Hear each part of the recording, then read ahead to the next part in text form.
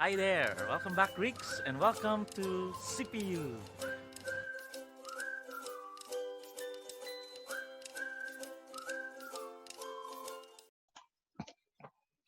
Kalimera Greeks, good morning once again, and we are now on Module 22 of our lessons. 8 days to go, and our summer term ends. But I hope these remaining 8 days will be memorable as well as fun-filled of learning. So this time, let's proceed to our lesson. By the way, our lesson for today will be divided into two parts. We have the first part will be focusing on the perfect tense. The second part will be about the pluperfect tense. So let's proceed with the first one, which is the perfect tense. So remember, part one is the perfect tense, and part two of our lesson is about the pluperfect tense. So let's proceed to our knowledge and objectives for today. Firstly, we will learn new words or on the Greek vocabulary. Secondly, we will be able to memorize the forms of the perfect, particularly in this video, perfect tense. We will also understand the function of the perfect tense as well as the perfect participle. So let's proceed to our vocabulary. So we have here the present tense, we have akao. And of course, in the present,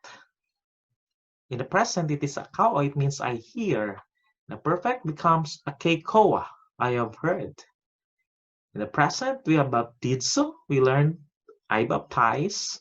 In the perfect, it becomes bebaptismai. I have been baptized. This is a passive form. Ginomai, in the perfect becomes gegona, I have become. Ginosko, I know. In the perfect becomes ignoka, I have known. Grapho in the present, it means I write. In the perfect, it becomes digrapha, I have written. Deo, I bind or tie. In the perfect, it becomes dedeka, I have bound. Engidso, I have come near or approach. In the perfect, it becomes engika, I have come near. In the present, we have the word igero, I raise up. In the perfect, it becomes gegermai, I have been raised up. That is also in passive. In the present, we have exerkomai, I come or go out of. The perfect, it becomes exeleluta, I have come or gone out of. You have the word erkomai, I come or go. The perfect, it becomes eleluta, I have come or gone. You have the word luo, it means I lose or destroy. In the perfect, it becomes leluka, I have lost or destroyed.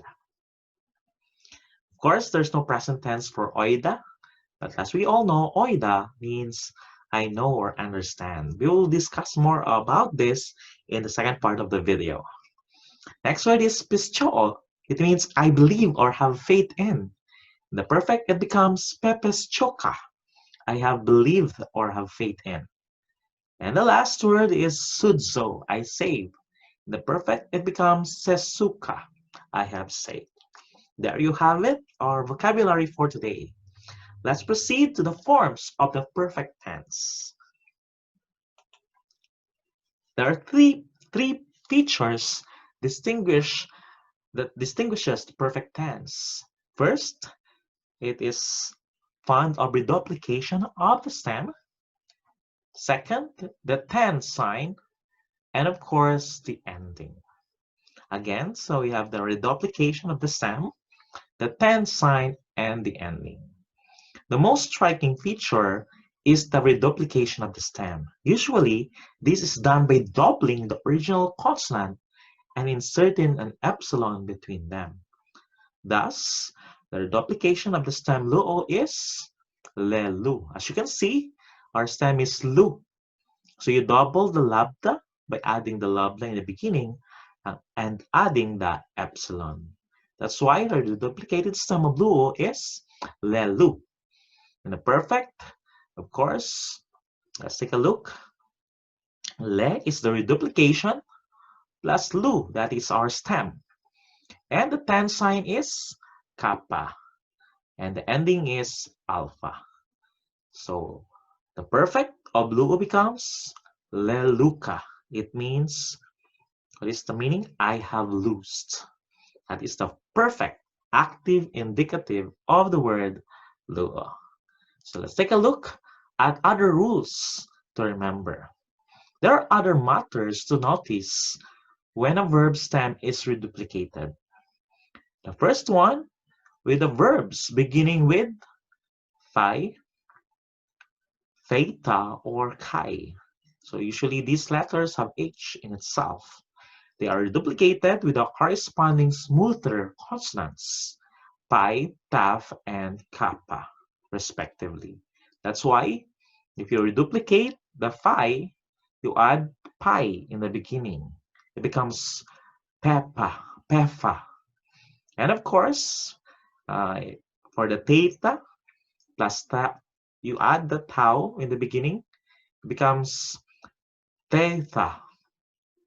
And of course, the kappa, the psi becomes kappa, becomes keka, respectively. Example here is the word tenesco, no? So I die, or apothenesco. For tenesco is, it means I die. So we should add, and since this is a theta, we add the letter taf in the beginning and the epsilon in between. So we have tethneka, tethneka. So of course, in this case, you add the sigma, you omit the sigma there, copy the kappa as the identity of the perfect tense, and add the alpha. So the tenesco, I die, becomes tethneka. How about verbs beginning with a vowel or a diphthong?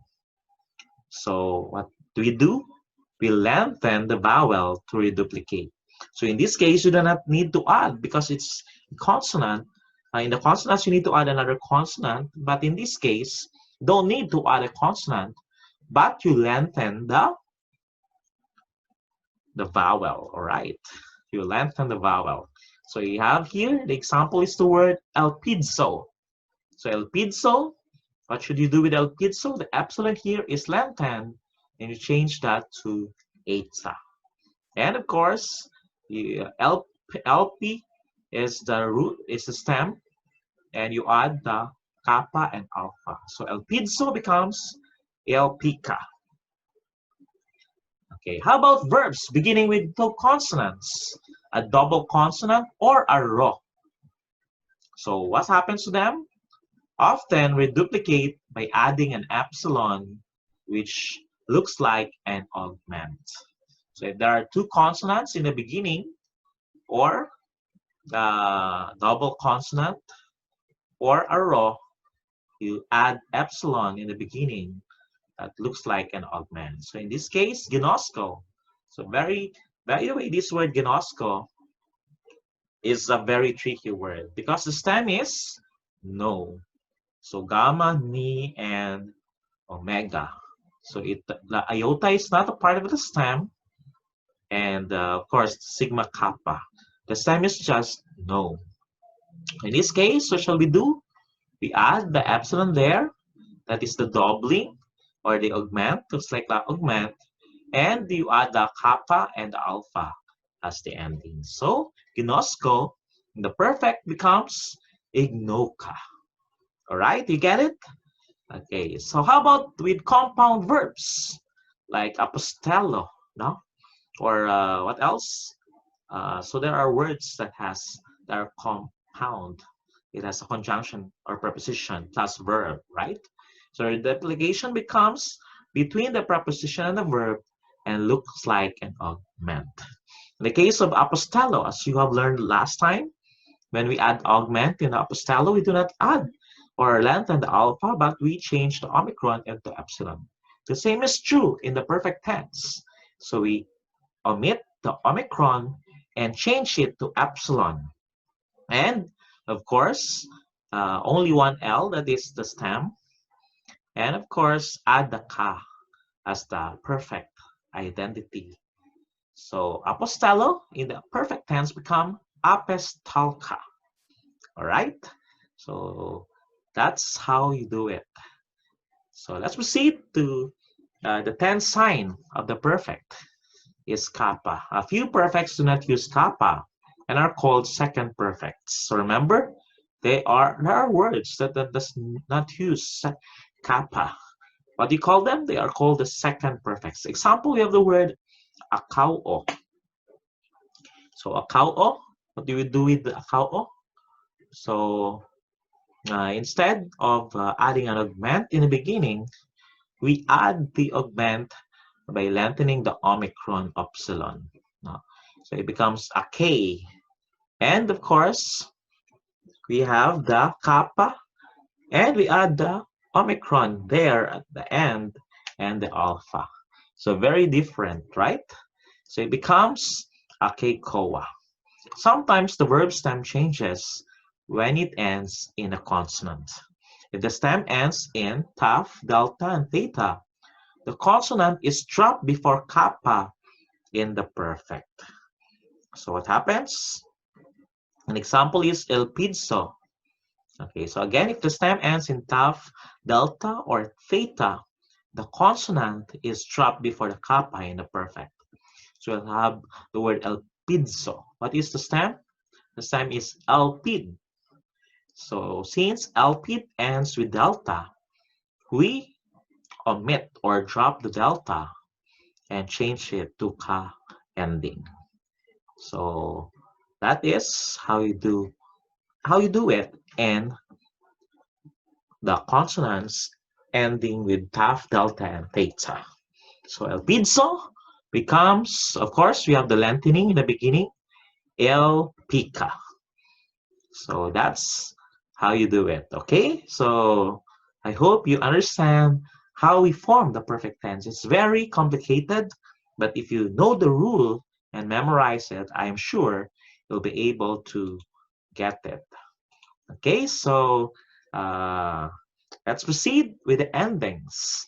The endings of the perfect active are similar to the first aorist active, and those of the perfect middle and passive indicative are similar to the present middle and passive. So again, remember the endings of the perfect active are similar to the first aorist active, as you have learned in the earlier lesson. And those of the perfect middle and passive indicative are similar to the middle, present middle, and passive. Note that the perfect middle and passive forms have no connecting vowel. So remember that, no? Perfect middle and passive forms have no connecting vowel. All verbs do not follow these guidelines for forming the perfect tense. To be certain of the correct form, check the list on the back of the book. The fourth principal part of the perfect active, and the fifth is the perfect middle and passive. Okay, so let's proceed to the first aorist passive particle or participle of loo. So as you can see, the rule is you add you double the letter lambda plus lambda, it becomes plus epsilon and the kappa and alpha ending. So the first person singular is leluca, I have loosed. Second person is lelucas, you have loosed. Third person is leluke, he, she, it has loosed. For the plural, lelocamen, we have loosed. Second person, lelocate, you have loosed. Third person, lelocasi, they have loosed, or lelucan. And the infinitive is lelokenai, to have loosed. So let's read from the top, begin. Leluca, I have loosed. Lelucas, you have loosed. Leluke, he, she, it has loosed. Lelocamen, we have loosed. Lelocate, you have loosed. Lelocasi, they have loosed. And leloketnai, you to have loosed. Very good. So that's the perfect active indicative of luo.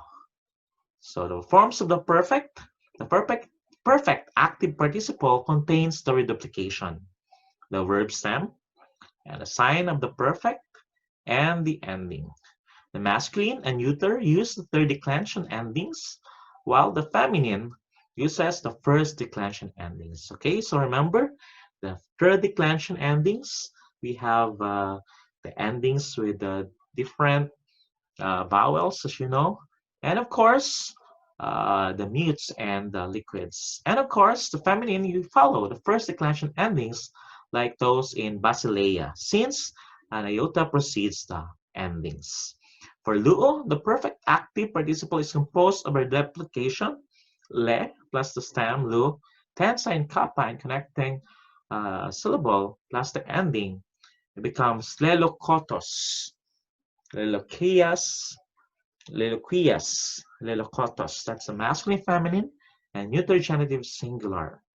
Note uh, that the masculine and neuter nominative singulars are irregular. So remember, the masculine and neuter nominative singulars are irregular, and that the accent remains on the same syllable throughout this participle. And the perfect middle and passive participle is simple and predictable. So remember, the perfect middle and passive participle is simple and predictable. In lo, it uses a reduplication, le, the verb stem lu, and the middle sign, passive participle man. The second declension endings for masculine and neuter, the first declension for feminine. So we have, of course, the os, a and on endings, and lenominous, a and on. So that is the example. Note the similarity to the present middle and the passive participle, except for the reduplication, the lack of a connecting vowel, and the accent. Okay, so to summarize, of course, in a perfect participle, we have the reduplication le, plus lu, that's the stem, and kappa, the stand sign, the connecting syllable, and the ending. So the perfect active participle, masculine genitive singular is lelokotos. And we have another one, le, replication, plus lo, that's the verb stem, plus man, the sign of the middle and passive participle. Plus os, that's the ending, becomes the luminous, that is the perfect middle or passive participle, masculine nominative singular of the word loo. So let's take a look at the perfect active participle of loo. So we are here. Earlier, you have learned the perfect tense, but this time, this is about the perfect participle. So in the masculine, singular, nominative is the locos. So remember here, it is irregular. That's why we have the omega. In GA, it becomes lelokotos. DLI, lelokoti. Accusative, lelokota. The feminine nominative is leloquia. Genitive, ablative is leloquias. DLI, leloquia. Accusative, leloquia. Leloquian. And the neuter, we have lelocos. The genitive ablative, lelokotos. The same with that of masculine. DLI, lelokoti. And accusative, lelokos. So as you can notice, the GA and DLI in the masculine and neuter are the same. And of course, the neuter nominative and accusative are also the same. So let's read the present active participle of loo. Begin. Lelukos, lelokotos, lelokoti, lelokota, leloquia, leloquias, leloquia, leloquian, lelokos, lelokotos, lelokoti, and lelokos. Very good. Let's proceed with the plural perfect active participle of loo. As you can see in the nominative, it becomes lelokotes. The genitive ablative is lelokoton, DLI lelokosi, and accusative lelokotas. In the plural, it becomes, in the feminine is leloquiae, in the genitive ablative leloquion, DLI leloquiais, accusative leloquias, And in the neuter, nominative is lelokota. Ga, lelokoton. Lelokoton. Li, lelokosi. And accusative, lelokota. Okay, so as you can see, the Ga and Li of the masculine and neuter are also the same. And of course, the nominative and accusative of the neuter is also the same. So let's read the plural form of the perfect active participle of luo. Begin. Lelokotes, lelokoton, lelokosi, lelokotas, leloquiai, leloquion, leloquiais, leloquias, lelokota, lelokoton, lelokosi, and lelokota. Very good. So let's proceed to the perfect middle and passive participle of luo. As you can see, the perfect middle and passive are the same in its endings. Now they are identical, but of course, the use and the meaning is different depending upon the context of the sentence. So in a singular, you have the masculine.